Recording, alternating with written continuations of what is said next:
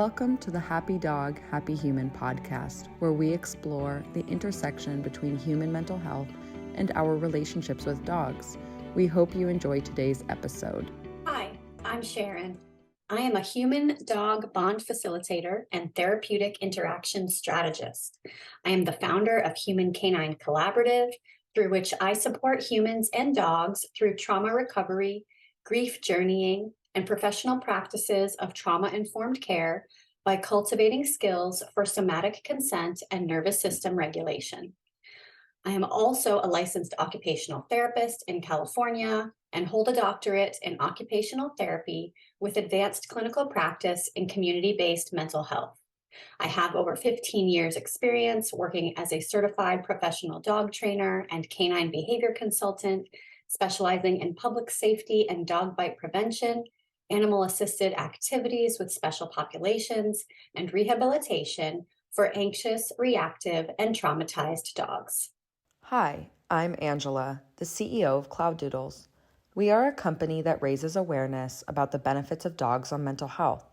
We sell meaningful dog and human accessories to support our platform and to be able to give 25% of our profits to animal, dog, and mental health related charities.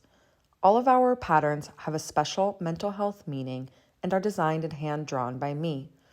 I believe that every human and dog should be privy to the unconditional love they provide for each other. I hold a BA in Studio Arts and a Master's of Social Work. I am a licensed clinical social worker in the state of California, where I specialized in homelessness and severe mental illness. I currently reside in Italy with my poodle mix Duchess, my husband, and toddler. Hi, welcome back to the Happy Dog, Happy Human podcast. My name is Sharon and I'm Angela. Cool. We're still working out who talks at what time. So thanks for being patient with us. So today's episode, we are going to talk about PTSD, post-traumatic stress disorder, in dogs. What does it look like? Why does that occur? And we'll see where the conversation goes. We hope you enjoy it.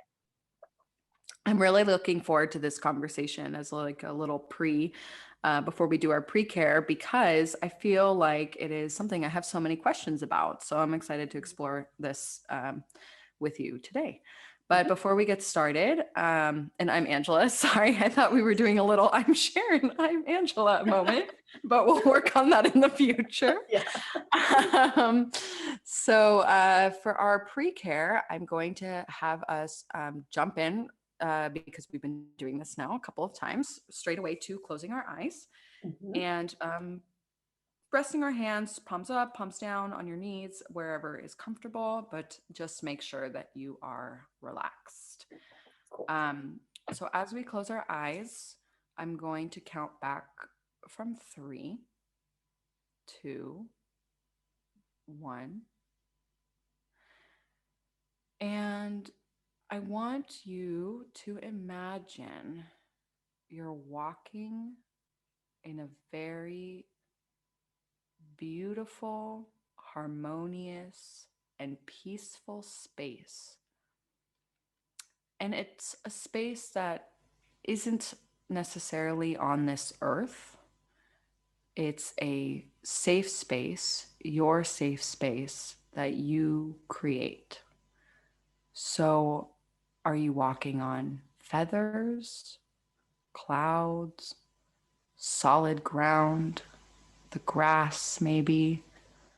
Something that when you can feel your bare feet touching the floor, it feels safe and perhaps warm or cool, depending on what feels good to you.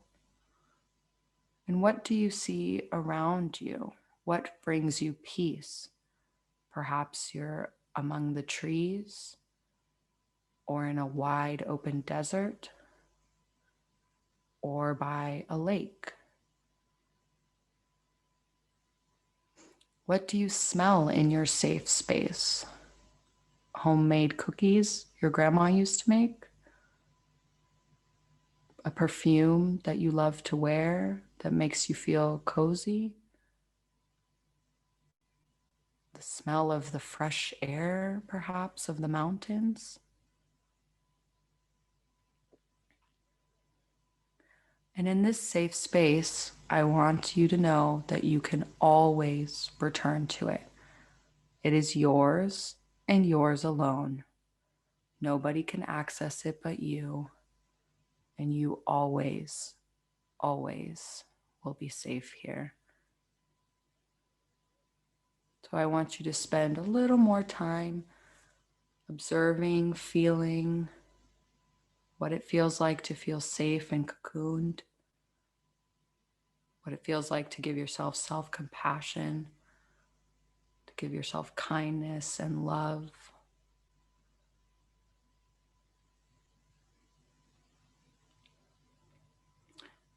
And as we slowly drift back into our bodies, into our lives, into the space that you're in currently, in your bedroom maybe,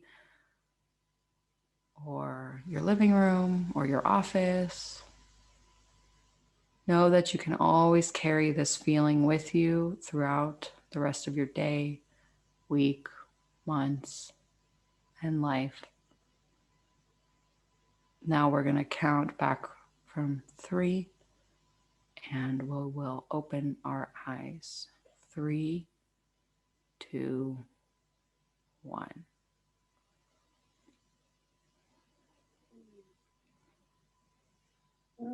Thanks, Angela.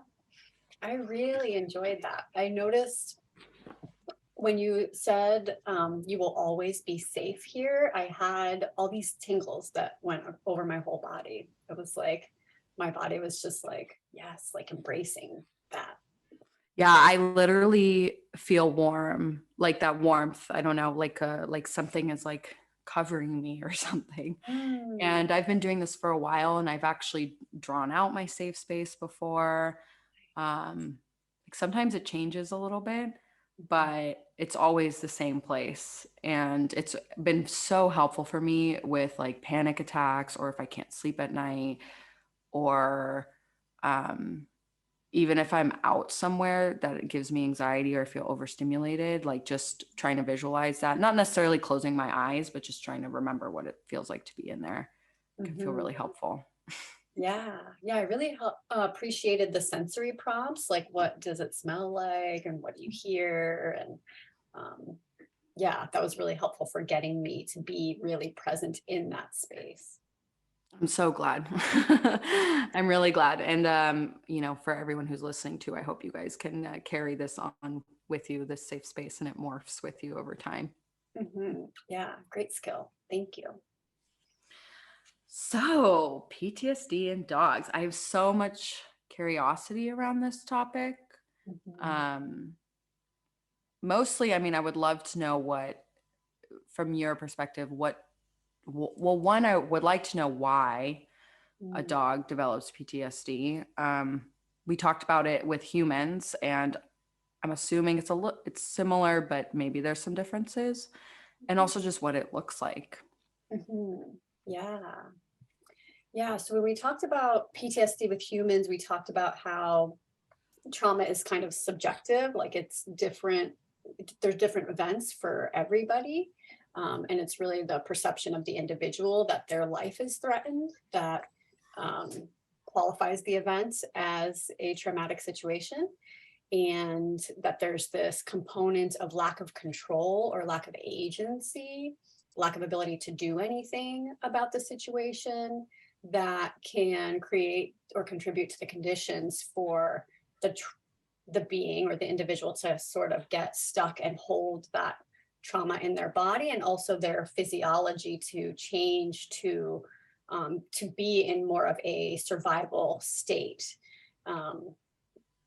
after that event, and then to have behaviors and experiences that continue even though the event has passed. So that those components are very similar with dogs, and the dog's nervous systems and their physiology is very similar to ours. And so PTSD in dogs, I think you don't hear this terminology a lot when we're talking about dogs. We describe their behavior like reactive behavior or aggressive behavior, You're starting to hear more now about canine mental health and anxiety, but we don't talk about trauma, or PTSD. No, not And really. I think, oh, sorry to interject, just to go ahead. say what we were talking about earlier, that you hear more about like a dog maybe being abused or coming from the streets, which has Mm, the implication of like bad things happen because they were on the street as mhm. puppies, or they were rescue dog rescued from a dumpster, and there's like the implication of trauma but not necessarily discussing like what happens after that. Mhm. So it's just interesting to hear people reference that, but then not talk about like the, PTSD, not use that terminology to talk about their behavior. They just use it as like an explanation, like this is why my dog is doing this. Yeah, yeah. And I think that's because with science and science with animals and animal behavior, like with humans, we have psychology, and behavior is in that realm of psychology. And a lot of it, of what we know about PTSD, has developed from what we hear people say about their experience. So we're hearing what people are talking about, and where they can describe when they've had a flashback, or they can describe the experience of a panic attack or nightmares, or whatever it is. So we're hearing from that individual or those people what it's like. And with animals, they can't use words to describe their experience. So we don't know that they're having a flashback. All we know is that they're behaving a certain way.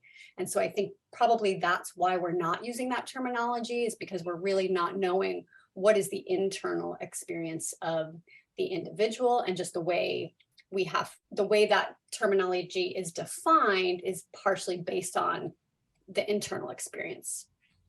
So That that's makes probably a why. lot of sense, definitely, as to why we're not using that terminology as much. Because even like with nightmares being a big symptom, for example, I'm just thinking with dogs, you can't, I mean, you can maybe tell when they're dreaming, but not really. Yeah, Um, so that makes it difficult because they're not self-reporting, basically. right. Yeah, yeah.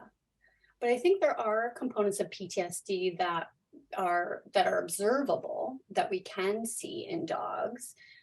Which, like, one of those is reactive behavior, so like PTSD in humans, the person might experience hypersensitivity in a lot of their senses, and then feeling there can be an experience of sensory defensiveness or sensory overreactivity. So, like, having like defensive reactions or angry reactions to normal everyday sensory stimulation, but that stimulation feels overwhelming, or it's reminding the body of the traumatic events, and then the person is responding to it.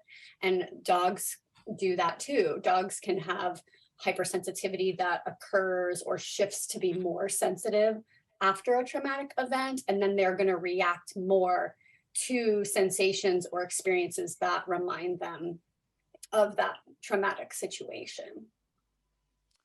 So, this just popped up in my head actually, but a friend of mine, her dog recently got stuck in, I was going to say it in Italian, it's called a cingale, a Hmm. boar trap, Oh. and its leg fully came off, and it had to get, he's okay, or she actually, Hmm. she's, or they, they're okay. Their leg is fine and they're walking fine. But I asked her, because this is a big event, right? Like big T trauma, like we were talking about. Yeah. And I asked her, like, do you see a behavior change in your dog? And my friend said that the dog is much more clingy Mm. than Interesting. before. Yeah. So is that something that could be, I mean, of course, there's a whole host of um, behaviors that there would be if you have PTSD, but that be like a direct reaction to the traumatic event that occurred Hmm. That's a good question. So, by clingy, did they mean that, like, the dog is physically staying close to them more and often? doesn't want to be alone anymore? Oh, wow. Yeah. Interesting. I think definitely there could be a connection there. Um, it's hard to tell because the behavior of the human may have changed also, you Oh, know? interesting. Yeah, Um, absolutely. yeah, so it's hard to say exactly what's causing what, but it sounds like there could, I mean, that was a significant event. I don't know if the dog was alone when it happened or far from the human when it happened. That could make them associate being separated with something really bad happening. Or But I'm yeah, like thinking I also think just a general like hypervigilance, like their mm, whole nervous system potentially yeah, changed in that moment. Um, totally. or there was a brain, like their brain physically changed because Mhm. of this traumatic event that happened. I don't know. It's hard to know though. Like, see, now we're using an example and it's not having the self-reporting uh, come from the dog. It makes it very difficult to Mhm. understand what's going on. Yeah. Yeah, but you mentioned hypervigilance, that's something we can see. We can see that dogs are more tense, that they're paying attention more to sounds, checking windows or checking areas more, as opposed to just relaxing. You know, True, that's absolutely. really Yeah. observable.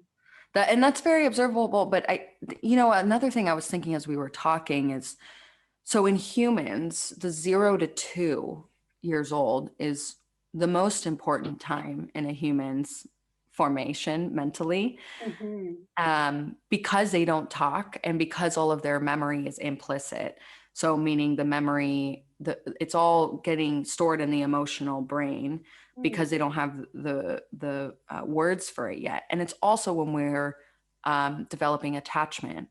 mm, So that's a very, very significant time in a human's life. And I was just thinking for most pet dogs, we get them when they're 8 weeks old. mhm. And we don't necessarily know what happened to them. Probably like that's the equivalent of the 0 to 2. Yeah. And we don't really know what has gone on. So if there was some sort of trauma that happened or like an attachment, the attachment bond wasn't created properly with their own Yeah. mother or with the human, Mm, or taking a dog away from their mother, like does that create yeah. distress also?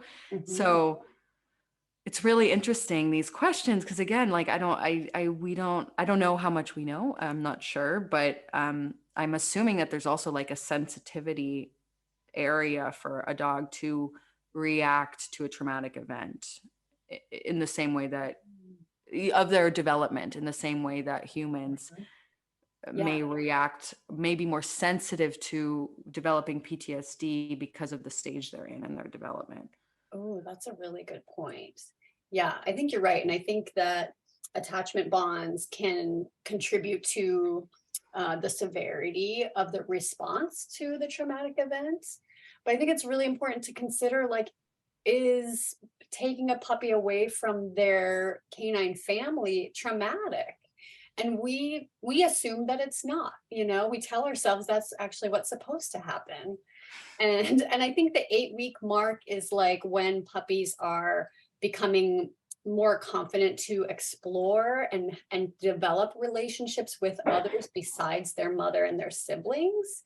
But that doesn't mean they don't need their canine family anymore. We have just created this normalcy around that's just like what you do. We even can rationalize or like make up reasons that that's what's best for them, but that might not be the case. Absolutely. Yeah. So that, even like we were saying last week about how birth is a traumatic event, Mhm. this could be a significant traumatic event in a dog's life, just like birth, for example, that we're not necessarily taking into consideration of how to ease that transition. Yeah. And then also just, I'm thinking about Duchess, of course, because she's the only reference I have. But so I got her from a coworker, and this coworker was not a breeder, and her dogs got pregnant by accident, That happens. which, yeah, shocking. um, but I don't know if she knew how to handle Mm, puppies from 0 to 8 weeks. Yeah. And I wonder sometimes, because I think certain breeders, of course, not puppy mills, but certain breeders maybe know how to handle and ensure like a positive development at that Mhm. point for them. Mhm. Yeah. Whereas like my coworker, I really doubt that she knew what she was doing, Yeah. and she had never done it before Yeah. also. Yeah. So yeah, I just wonder if, I mean, I hope breeders like know what they're doing in that sense, but also there's so many cases, of course, where you have dogs being born on the street but does that even mean that that was traumatic for them, like to be on the street? I don't know. Mhm. Right. I Yeah. have so many questions. I have no answers today. I'm really sorry. We need a dog expert. I mean, like that's a dog, a dog who's an expert. Yeah, we need not a dog expert, but a canine dog expert. Right. Yeah, yeah, it's so subjective and it's so dependent upon like the individual and the conditions and the support that they have and the relationships they have, and also like who they were or what their life was before the traumatic events, like that's really gonna have an impact. I'm thinking about a dog that I worked with years ago who was rescued from a hoarding situation. And what that means is that the dog was living on this property and the human who owned the property had too many dogs, like that they couldn't provide proper care for them. And that happens for like a number of different reasons. Usually people are very well intentioned and want to help the dogs, and then it just gets overwhelming. And so they needed support and the dogs needed to be taken to a rescue and then adopted out to other homes so that they could have adequate care. But this dog, I was participating in the rescue effort. So I was there when they were taking dogs from the property and moving them to the rescue. And it seemed like a lot of these dogs had not been socialized with humans at all, had never been on leashes. They were kind of in this enclosure, and a lot of them were hiding. And this dog specifically was hiding and wouldn't come to any of the humans who were trying to get her. And so what they did was they put her on a rabies pole or a catch pole, which is like this long metal pole that has a loop on the end of it. And they use that because if you don't know the dog, you don't want to get close to the dog in a situation where they could bite you. And so they looped her on this pole, and then they used the pole to put her into a crate. And she was like, she thought her life was threatened. So she's like thrashing and trying to bite the pole and really trying to get away. And she's being shoved into this crate. And then she was taken to the rescue. And at the rescue, they ended up bringing her to the training facility where I was working, because at the rescue, this dog went into her kennel and just went into the back corner and would just put her face into the corner, especially when any human would try to approach. She would just like hide and completely shut down and try to just not look at them or anything. And so she was really unresponsive and couldn't be adopted out in that condition. So she ended up coming to where I was working. She sounds like she was dissociating. Probably she was in a huge freeze response at that point. Or So freeze like response. fight or Yeah. flight initially, and then a freeze after that. And then when she came to the kennel where I was, it was also a kennel situation. So big like warehouse with lots of rooms for dogs, cages for dogs. And she was doing the same thing. She was just really overwhelmed and shut down and in a freeze response and wasn't responding or eating or anything like that. And so we ended up taking her out of the kennel and we put her in my office so she could be around people, but have less noise, because the kennel is really noisy and there were lights on all the time. And so just a lot of sensory stimulation. So we moved her into the kennel, and then she didn't have a name. So she needed a name. So I named her Shira, because I wanted her to have a really strong name. And so we just started observing her. one of the things that was really interesting was she would really panic anytime we took her outside, especially if there was a noise like a helicopter or a leaf blower or a lawnmower. Because the kennel where I was working was in the San Fernando Valley, and where she had been living before was out in Palmdale or Lancaster, I think. So a very rural situation, probably very quiet, to all of a sudden in the middle of this major city where there's all this sound. So that was really overwhelming. And so we would take her outside and then she would try to just run back inside. And so we stopped taking her outside and we created an indoor bathroom area for her so that she could have less stimulation, not be panicking every day when we took her outside. And we just created a really consistent routine where we would take her to the same place to go to the bathroom at the same times every day, have only a certain number of people interacting with her, and just really make everything quiet and consistent and um, predictable. That part And was really safe. important, and safe. Exactly. Yeah. That's really what I hear, that there was so much of just creating safety. And I imagine in this hoarding situation, she also felt unsafe and out of control because it sounds like there was no routine and she was perhaps Mhm. locked up with other dogs. I think she had one other dog that she had been with. Okay, yeah, and just had no no contact and no, like, there was just not a feeling of safety in her life. So Mhm. that it's almost like restoring that safety was like the first step Yeah, to helping her. exactly. Yeah. And also giving her tools to communicate was really important because she didn't have that. She didn't have any way to communicate with humans. She didn't know humans. She didn't relate to them in any way. And so we had to develop a relationship and a communication ability. So I remember one of the things that I taught her was that if she made eye contact with me, then we could walk forward, like we could go somewhere. And so she learned that really well and she really liked it. And she would really like give me really strong eye contact. And then I would be like, okay, let's go. And then we would walk and go somewhere. So she picked up on that right away and really appreciated having a way to say what she wanted. And giving her like a sense of agency back also. Yeah.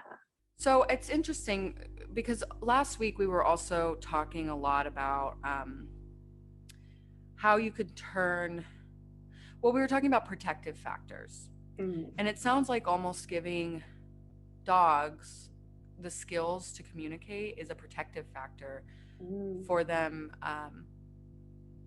developing PTSD, against developing PTSD, or also as a way to recover from it or to minimize symptoms. mhm.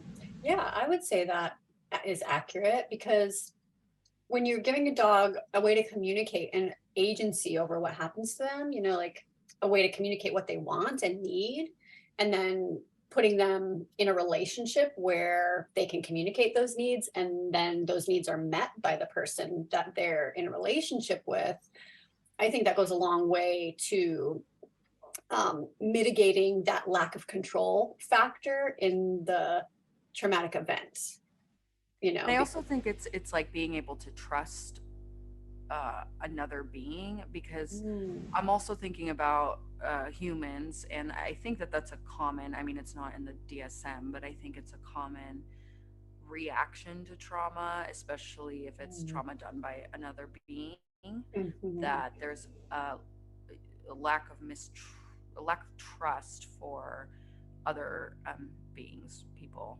mhm, canines, whatever, and kind of I think I would even say that it's just a mistrust of the world, mm, things yeah, not going right. And so I think that that is a very powerful way of um, helping humans, and it sounds like dogs also, to feel um, better, because if you are mistrustful of the world, it goes kind of hand in hand with hypervigilance also. mhm, You're yeah, not going to um, feel very good. totally. Yeah, it's kind of like if there's a dog who has really good socialization as a puppy with other dogs, and they grow up and they have several dog friends. And then something happens, like at the dog park, where they have a bad experience or they're in a scuffle or attacked even by another dog. That dog might be able to still be friends with their other dog friends or meet other dogs and be optimistic about it and develop new relationships, where if a dog gets attacked at the dog park and previously they didn't have dog friends or they weren't socialized adequately as a youngster, then might not be optimistic about any future interactions with dogs. That makes so much sense also. So, it's like community and social support, positive social support is really important also as a Yeah. protective factor. Mhm.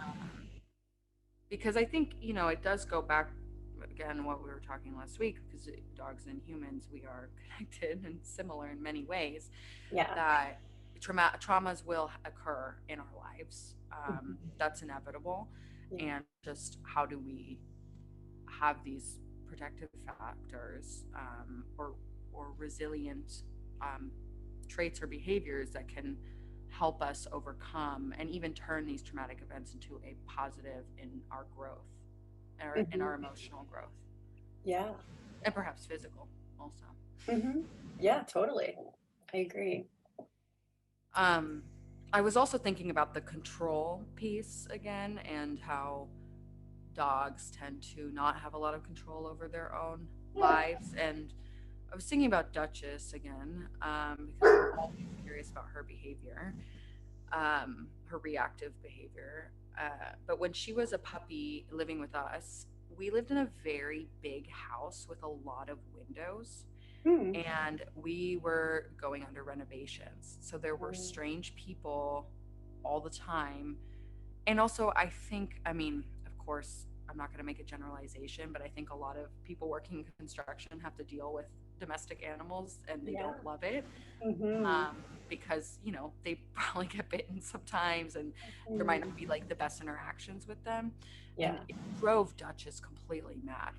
And I remember she used to run back and forth, like along these um, windows.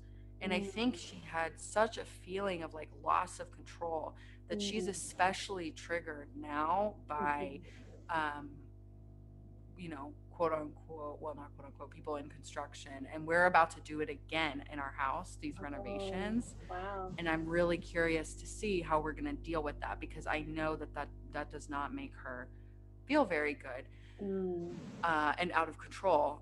And then I also saw the other piece when I moved into a small apartment, when it was just me and her, because I was living with my family in this house. Mhm. Her reactiveness was completely different, because I think she felt like she had more mastery and control over the space, because it Hmm. was much smaller Wow. as a small dog. Yeah. And so it almost like empowered her to feel like, to feel safe, that she Yeah. was like, okay, I have this small space, there weren't too many windows, it's not facing, a busy street, there's not people walking by. Mhm. um so it's interesting, because these are uncontrollable factors in our lives also, of course, like if you live in a busy city and there's people walking down, which actually ended up happening to us in Amsterdam. We lived right on the street, there's people walking by. Yeah. We had to deal with that, for her also, because that was hard on her, because it was a big trigger. Yeah. So I don't know. I'm going on and on, but I think this is related, um, Mhm. in the sense that how feeling out of control can lead to particular traumas being aggravated more, or like post the trauma having more aggravation around it, whether it turns into PTSD or not. Mhm. Um, and that just plays a really big role in that, in our response, the feeling out of control in these moments.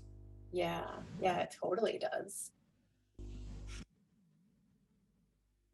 So I'm so glad you shared that experience about Duchess, because that sounds like something that was really traumatizing for her.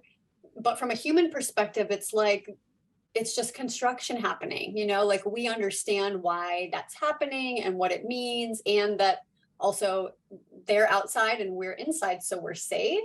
But Duchess obviously didn't understand that. She felt like this is really overwhelming and scary, and nothing I'm trying to do to tell the people to go away is working, and that's the situation. That's a normal everyday situation that really impacted Duchess, but we would not even realize how significant that is. Absolutely. And so I think the next question is how can we help dogs through this experience and after this experience? So like with Duchess, for example, I didn't know at the time that would affect her the way it does today. So, Yeah. what are things that we can do for them, and the way that they help us, we can help them too, and we can be their service human I instead of love that the service. other way around. Yeah. So, well, I'm thinking about in the situation of construction or normal everyday things that to us don't seem like a big deal, but that could be really impactful on the dogs in a negative way.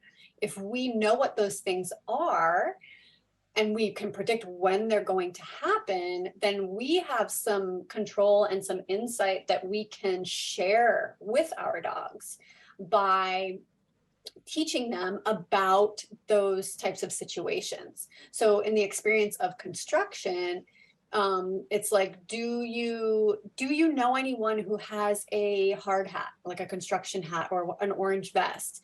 That could you show those objects to Duchess and introduce her to those in a positive way? Or could you have someone wear them and then sit with her and give her treats so that she recognizes that people dressed like that can be friends? And the equipment, like, could you take her to places where she's going to see the equipment, but teach her about it and teach her what she's supposed to do, and then use positive reinforcement to help her associate it with having a positive experience? So those would be things like that you could do ahead of time if you know an event is coming up that your dog has not been exposed to yet.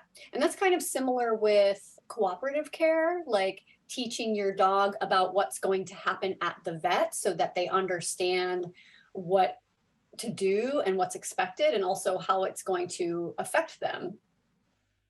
Which I love. I love that idea. I mean, it's preventative care, right? We Yeah. need to do preventative care for our mental health too, and for the mental health of our dogs, Mm-hmm. not just physical preventative care. Yeah. But I love that. I think there's so many situations that if we think ahead of time, that could potentially be a traumatic experience for our dog is pretty common. And like the vet, for example, that is totally something that many pets then start to fear going to the vet, and then they do behave in a way that they've been traumatized. Mm-hmm. So I really love this cooperative care idea.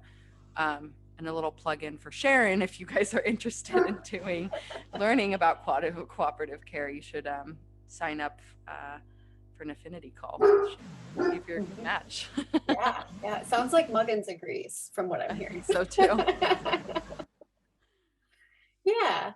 So, of course, we can't always predict what's going to happen in the future. And sometimes we develop a relationship with a dog that had experiences before us or before we knew them that could have impacted them. And I think thinking about that is really tricky because, on the one hand, I hear people say a lot, or they'll ask me a lot of times, do you think my dog was abused in the past because they're behaving this way right now? And I think absolutely there can be a correlation between present day behavior and what happened in the past, but also present day behavior is contributed to by what's happening now. So we can't only say, oh, this dog is afraid of men because a man abused the dog in the past. We have to look at, like, well, what is the relationship between that dog and that specific person right there, or what else is happening in the environment that could be contributing to that behavior? So I think the most helpful thing is to focus on right now, because we don't know what happened in the past and the dogs can't tell us. But we can see what's happening now And we can recognize reactive responses or hypersensitivity or hypervigilance or withdrawal from social situations. And there's a lot that we can do right now to alleviate the stress and anxiety that the dog is experiencing, by teaching them skills so that they can understand, like, so that we can tell them what to do and give them guidance, by giving them control over what's happening to them. So, like, teaching them how to ask for things so that they can say, hey, can you play with me? Can you take me for a walk? Can I do that activity with you? And so that we have to build skills in ourselves so that we can recognize what the dogs are saying, especially when they're asking for things, but also when they're saying no to things. And we need to respect when they say no, because that's a really key component of their sense of control and their sense of agency. We can play such a big role in their mental health and their lives, and I think we take that for granted a lot of the times, just listening to you talk about this, um, and just like in how they feel, and it makes us feel better to help them feel better. That's that's the whole point of this podcast: happy dog, happy human. um, Mhm. so I think, and I love what you're saying about the here and now. I think that that's the same advice I would give, um, as a human, but also when I was a practicing therapist. We would never delve into the history of trauma. We would deal with what was happening first, and how to, Mhm. if your emotions are dysregulated, well, let's learn how to regulate them before we even go into the past, even if the Mhm. past may not even matter. Once we figure out like how to regulate our body and our nervous systems, like you may not even need to go into that. Yeah. um, so I really, really love that, because I think you're right. We do focus a lot on the past when it comes to, um, our dogs, or just say, in a way, saying like, was my dog abused, or my dog was abused, that's why they act like that. Then you're also taking control away from yourself. Yeah. Like you're Yeah. taking your own empowerment away, that you can do something to help your dog, Mm. um, in this moment. That's such a great point, is to not forget that there's a lot that we can do. And like, we want to understand. I think that's why people are trying to speculate. We want to understand, why is this happening? But yeah, if we're just attributing it to last year and we're not looking at today, then we're taking ourselves completely out of the equation. Absolutely. And on that note, I think that is just a big life lesson too, for Definitely. everybody. Yes. I think we often, like to find fault or blame something for like why Mhm. we're in this a situation or feel a certain way, but that truly isn't helpful at the end of the day, Mhm. in changing the now. Right. Yeah. Yeah. You got to focus on right now. So I'm thinking back to Shira, and like, what other things that I do that were really helpful for her. And so one of the things I touched on a little bit already was decreasing sensory stimulation, especially unpredictable loud sounds. And sensory stimulation is so interesting because it's everywhere, obviously. And when we're outside of our home, there's all this stimulation that we don't have control over, right? Like, you can't predict when someone's going to turn their leaf blower on, or when that motorcycle is going to zip by, or whatever it is, but we do have control over the sensory stimulation inside our homes. And so maybe we could think about, like, volume of television and radio, or like, whatever sounds. One of the things that my partner and I have started doing, because I have hypersensitivity for sounds, and so does Muggins, is we will announce before we're going to turn on any appliance that makes a lot of noise. So, like, my partner Tom will be making a smoothie in the morning, and then he'll tell me, I'm going to turn the blender on. And I go, okay. And then he turns the blender on, and then it doesn't startle me. And because Muggins is there also, Muggins is also hearing these words before the blender turns on. And so now Muggins has a cue to know this sound is going to happen before it happens. And that really alleviates a lot of startle response from that.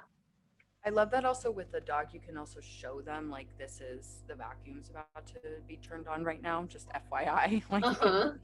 walk over to them and be like, this is happening, Yeah. um, Yeah. to let them know.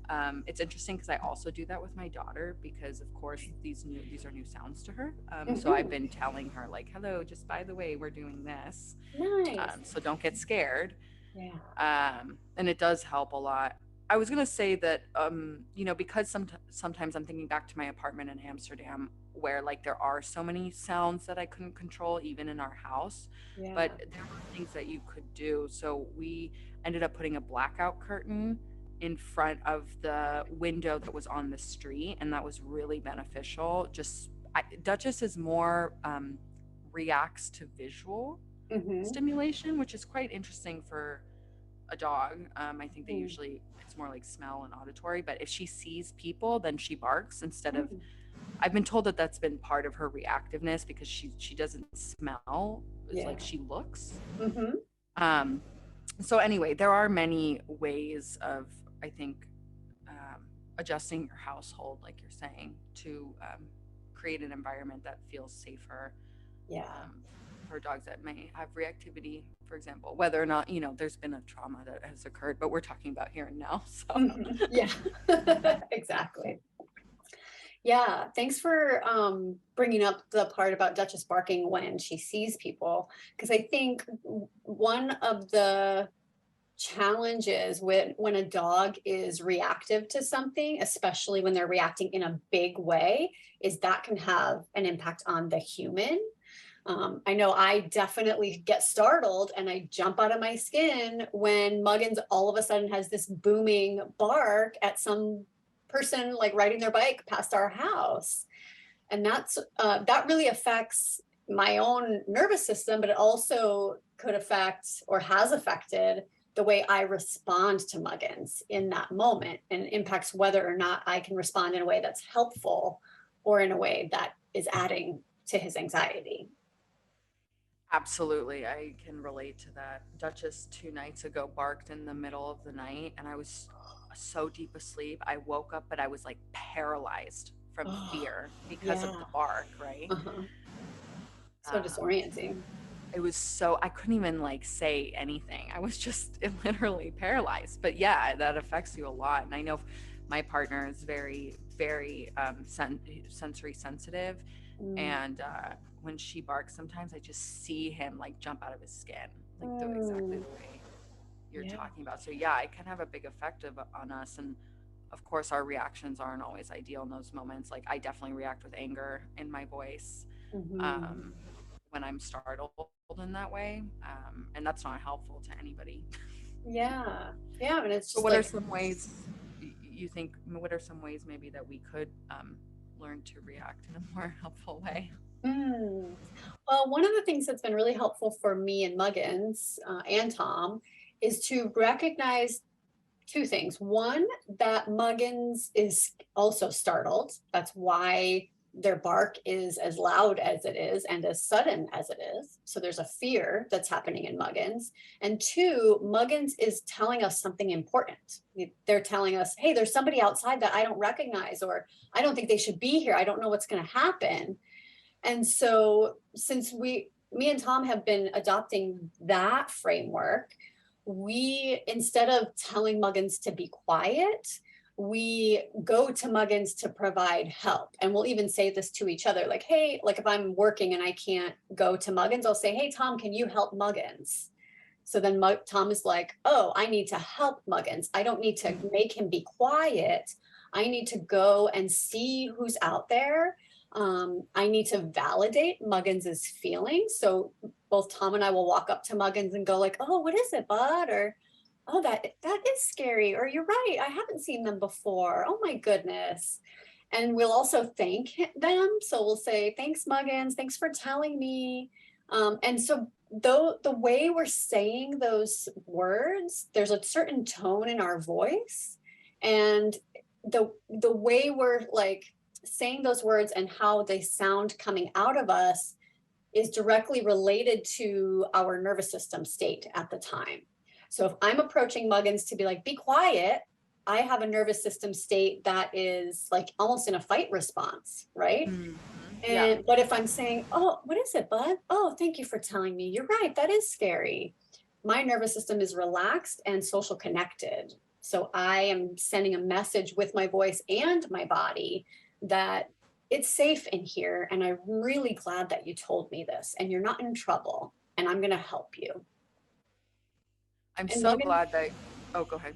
I was going to say, Muggins relaxes as soon as we start that process. It's really Yeah, interesting. well, because you're not feeding into it, which makes so much sense. And I was gonna say I'm just glad that you are characterizing that like anger response is a part of the fight flight. Like it is a fight. Yeah. The aggressiveness that comes out, Hmm. which I think we've all done that at some point. Yeah, I totally have. Yeah, and I was just giggling a little bit because sometimes my reaction is, "There's nothing out there. There's nothing out there." Like, Right, right. why are you doing that? Yeah. Yeah, that Which happens is, a lot. yeah, but that's also not like that's not helpful and also potentially re-traumatizing. I'm thinking about if I spoke Mm, to a human like that who was feeling scared, right. that's not going to help them feel better at all. It'll either make them angry or make them shut Mhm. down Well, it's or run away. gaslighting, Yeah, essentially. It's like, exactly. no, you're not, you're crazy. You're not having a real experience right now, you know? But Exactly. I like to remember that dogs know things that we don't know. So just Yeah, because they hear I yeah, they hear things that I can't hear. They smell things I can't smell. If I don't see anyone out there, it's not because there's no one there. It's because I can't see them, but Muggins right, can. right, right. Yeah. Um, yeah, absolutely. I, uh, they they definitely know more than us. They have a sixth sense in that way. So, Hmm. and they're just more sensitive in certain ways. So they do have a better perception. But I think that's such a great way to um, approach them when they're behaving in ways that freak us out or trigger a trauma response in us. Yeah. Um, and we're the quote unquote adults here. Right. And they're the ones that need help with the emotional self-regulation because we have the ability, I mean, I hope as adults that we have some skills to emotionally regulate. And so that is, I think, our responsibility in when we do have a dog living under our roof, just the way we have a child. It's our Mm, responsibility to try our best to emotionally regulate, so that they mm, can benefit from that.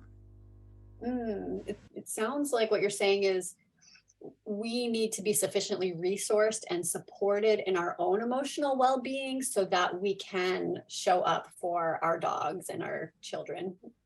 Exactly. That's Mhm. exactly what I'm saying. Yeah, Um, yeah. Uh, yeah. cool. Cool. I'm not sure what note to end on. I know this feels like a natural pausing It place. does. It feels like a natural pausing space for now. Yeah.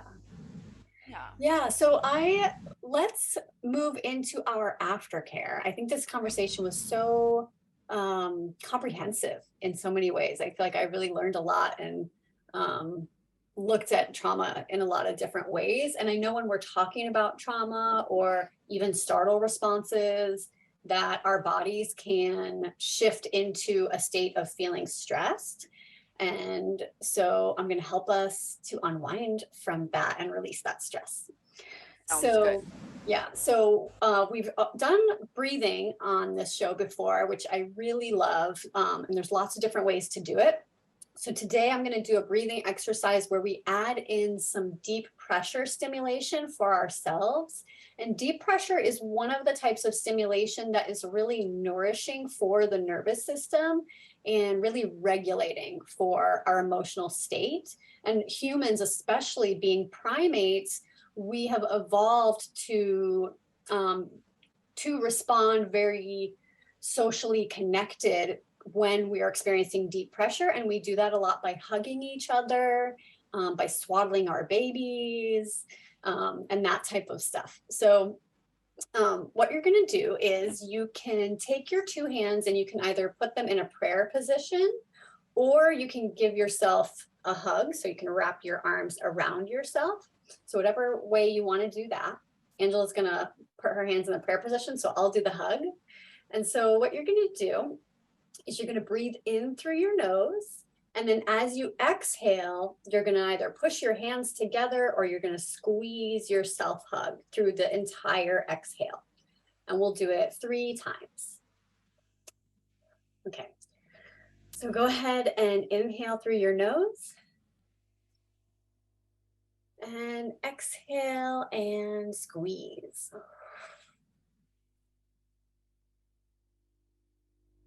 Inhale through your nose. Exhale and squeeze. One more time. Inhale through your nose. Exhale and squeeze.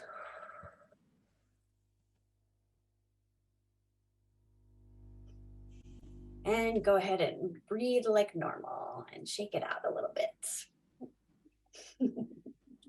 So funny. Whenever I do some type of intentional breathing exercise, I feel like I forget how to breathe like normal after. Right. It takes me a minute. I'm like, wait, how do I forget to breathe? If that makes sense. So I can just. Makes total sense. Yeah. There's always like a split moment where I'm like, I don't know if I can do this on my own. You can. I believe in you. You can do it.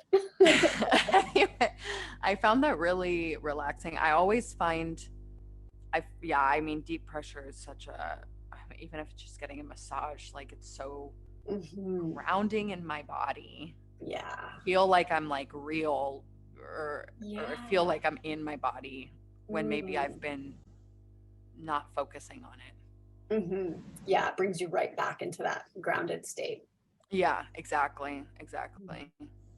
It's interesting with prayer hands because that's something that is used across cultures in different, even just for praying literally, or in a lot of Eastern cultures, they also do the prayer hands. And I think it probably does have something to do with that pressure, that it feels good to us to do that.